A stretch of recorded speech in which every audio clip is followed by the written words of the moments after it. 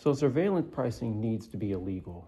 And I'm speaking from somebody who's, working with data science, working with computer science, and someone that ends up being able to have a pretty genuine interest in being able to study different systems.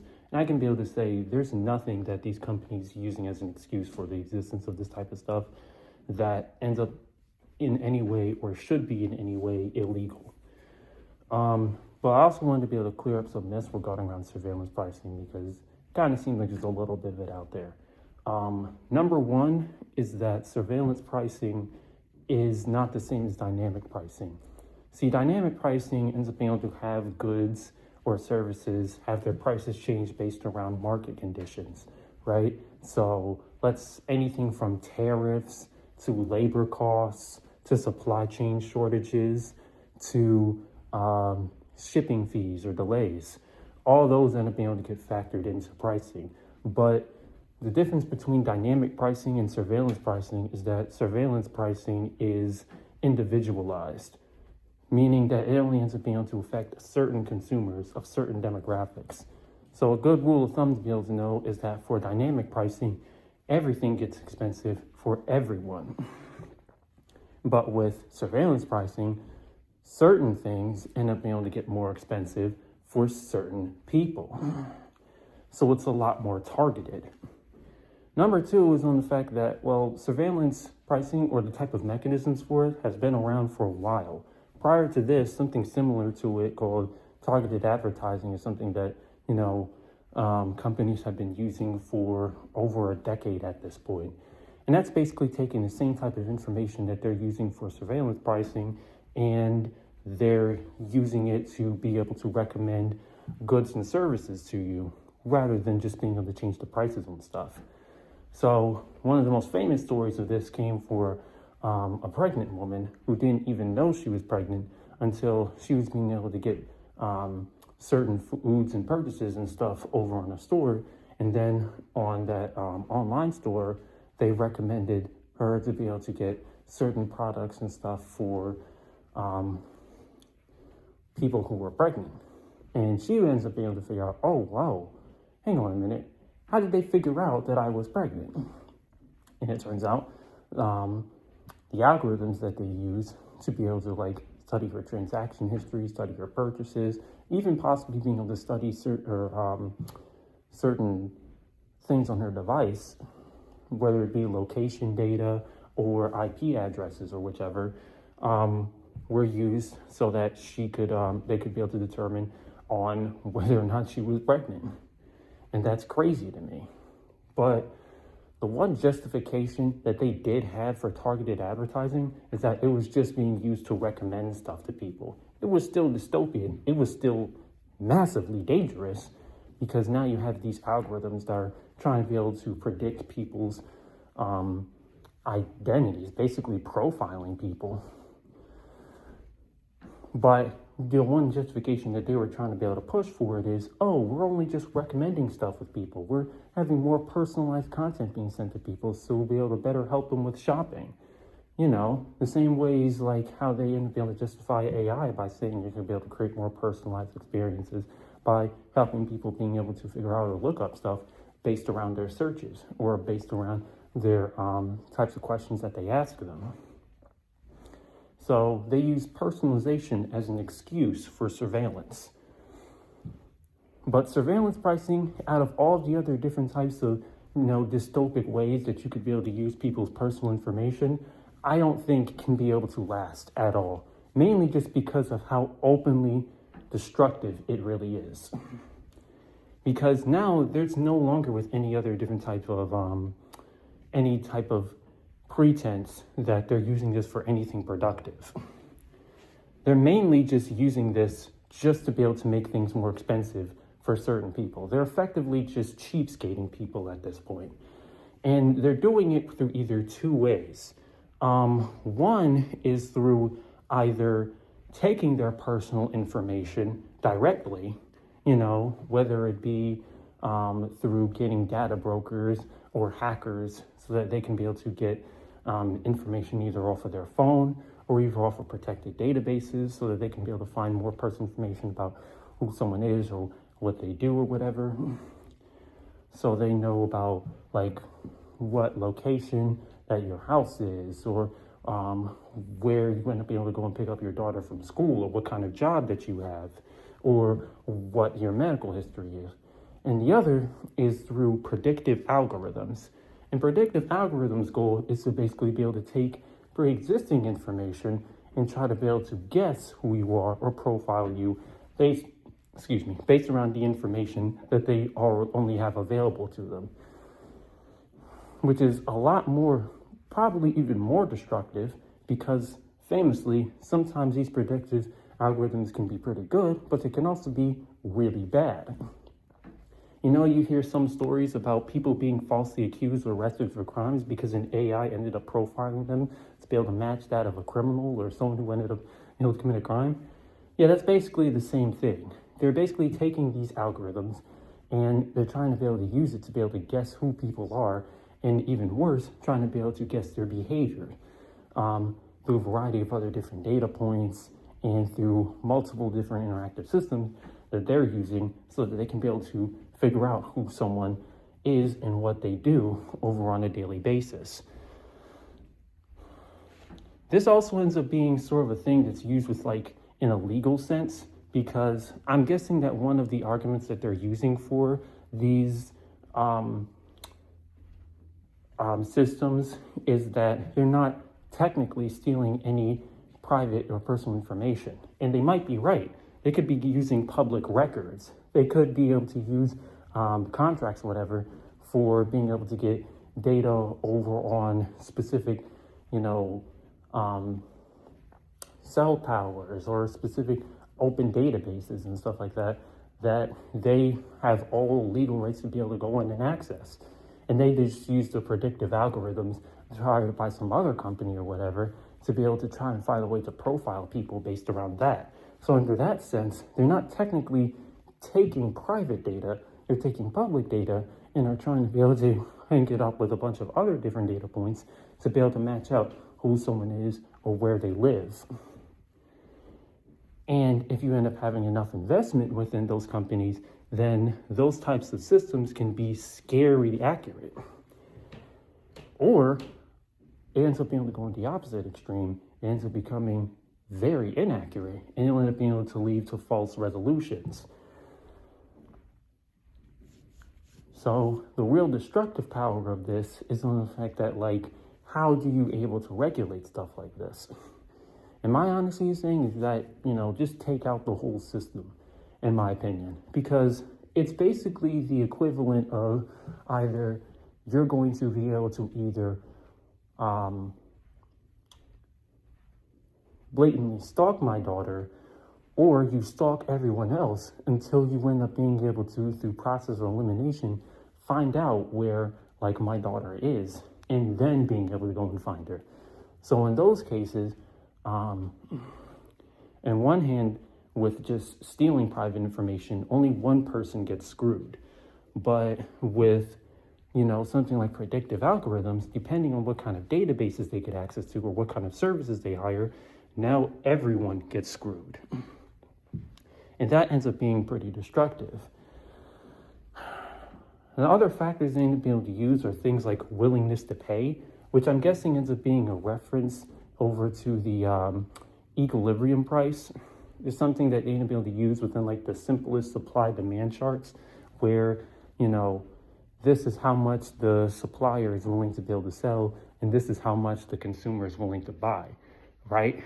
But unlike within traditional markets where, the consumer would be able to have like an open, like interactive type conversation or something with the supplier, or they'd be able to get information about like how much they're willing to spend and how much the supplier is willing to sell. They're using predictive algorithms in order to basically be able to find and trace the person's likely salary or wage or their monthly pay or whichever. And they're using that so that they can be able to find out, how much someone ends up being able to make a year, and then pricing them based on that. And I also don't think that this ends up being done as a way to actually be able to make, goods or services affordable to people. because affordable, at least I think to these companies, mean they make less money. So my guess is that they're using it explicitly to figure out how much they can be able to upsell to people without having to be able to actually be able to notify these people that they're using their information. And more explicitly, they're using very personalized information of everything else that goes on in that person's life. You know, their grandmother's hospital bills, how much they have on their car payments, whether or not they're more likely to be able to respond to a really bad fake AI video, whether or not they have a business that absolutely relies on your product and they have no other options, or even, let's be able to say, affordable options elsewhere where they can be able to get it. What they're doing is saying that now that I have this data on you, I can use it so that I can be able to charge you more for this product that I couldn't be able to charge with somebody else.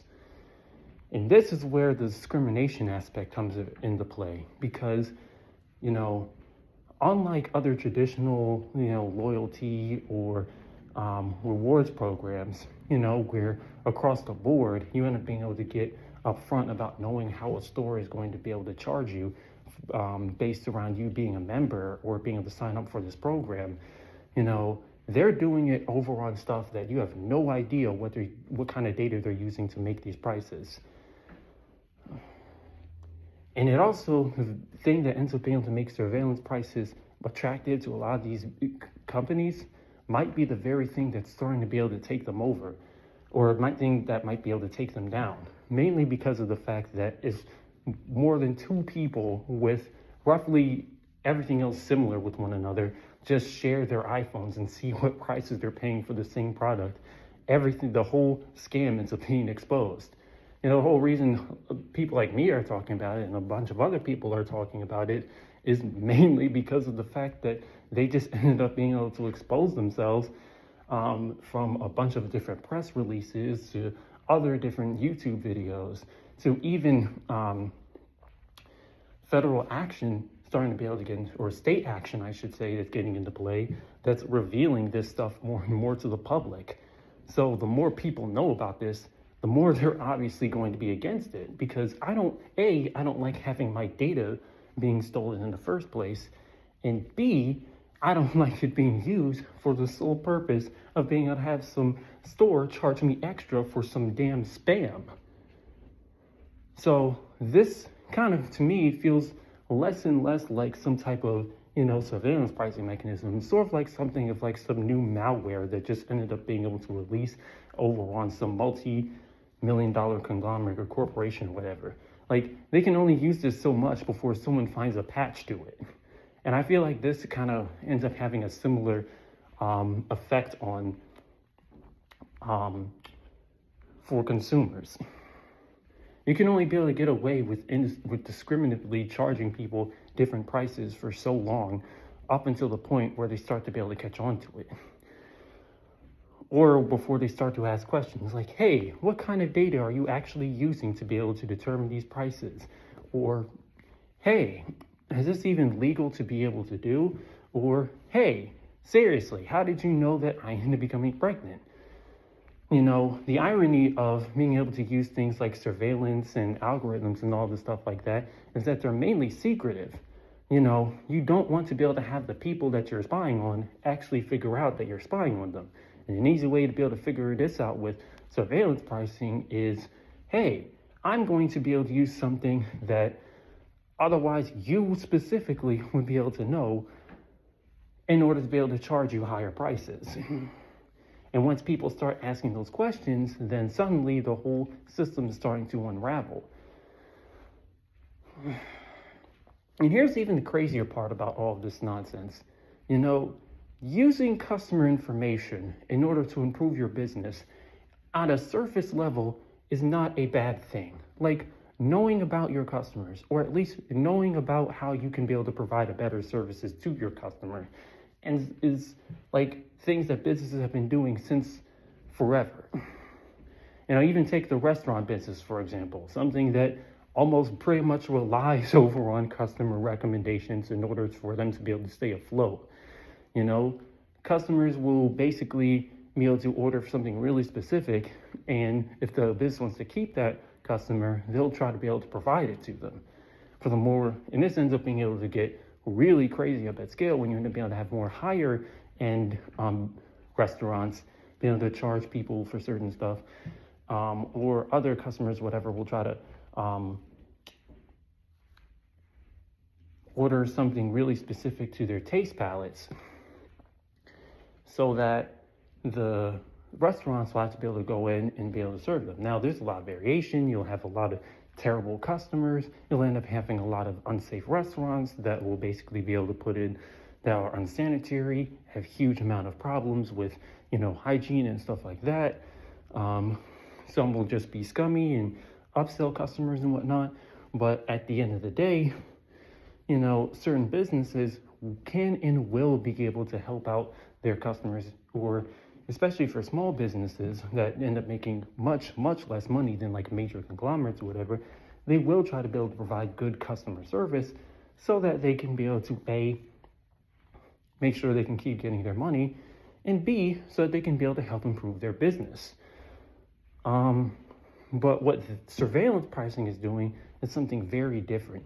It's basically, without people's permission or consent or legal workarounds with like a terms of service, finding ways to effectively either steal information or hire other companies to be able to go in and steal their information, or use predictive algorithms to try to be able to guesstimate the type of data that they otherwise would try to steal if it wasn't illegal, and then profile them anyways. They're basically using the same tactics that they used to try to track down Saddam Hussein, and using it over on an old lady trying to get some copy paper at a Staples. So anyways, I think there's a couple of other different states that are making this, or at least, putting up bills specifically to be able to like have legal challenges against this. I'm not sure if Colorado or Wisconsin is. Last I read, I can't be able to remember the article, but I think 40 states are passing over bills in regards to surveillance pricing. And I think good all to them, because of all of the other different types of dystopian ways in which our information is being put out there to the public. This one has got to be just the stupidest, in my opinion. I mean, this just ends up being Mr. Krabs level of cheapskating, in my opinion. Because I think it just kind of shows on how much of a dystopia we're living in, where surveillance data has become so normalized that you can just pay a company or whichever to effectively just use it for even the most randomly trite situations you can think of, like charging someone extra for a damn burger or a little bit extra for an Uber ride, not even under the context of you being part of like a rewards program, or them being honest about like what type of tier system that they use to how they end up being able to charge customers. Like, no, instead it's just, nah, I'm just going to be able to try to track you down like I'm hunting down Osama bin Laden, just so I can be able to find out that one particular piece of information that I can use to be able to charge you extra for like, I don't know, some salmon that you end up being able to get at your local grocery market. And I think that this ends up just being destructive. But there's also another way more dangerous implication that happens if nothing really changes. And that is cyber fraud is going to go through the damn roof. Basically, what's going to happen is if people find out that they can be able to be a part of these rewards memberships, they can be part of these discounts, they can be able to do everything right as a good consumer. They don't steal, they don't try to be able to make a fuss with other employees or other stores or whichever. They end up being able to get all the coupons and all the rewards that they can, and companies will still find a way to be able to charge them based off of factors that they can't control, like very personalized data. Then what they're going to figure out is, you know what I'm going to do? I'm either just going to commit identity fraud and basically create a fake identity or something just so that I can be able to, get charged less for a product that I want to get. I think there's one YouTuber who ended up talking about something like this. where he had been able to do something similar to that. Or I'm just going to be able to steal other people's information, ironically enough, that just ends up making the problem worse, because now there's not just companies, not just data brokers stealing this information. Now there's way more people that are going to be using those services. And I'm going to use the identity so that I can be able to pay less for stuff. And it's going to be able to become, I think, like an identity bloodbath if that becomes the case. Because people are just going to not trust these services, whether it be for, people going to steal their information, but on the company side so that they can find more ways to charge them, or on the consumer end, other consumers stealing their information just so that they don't have to be able to pay as much.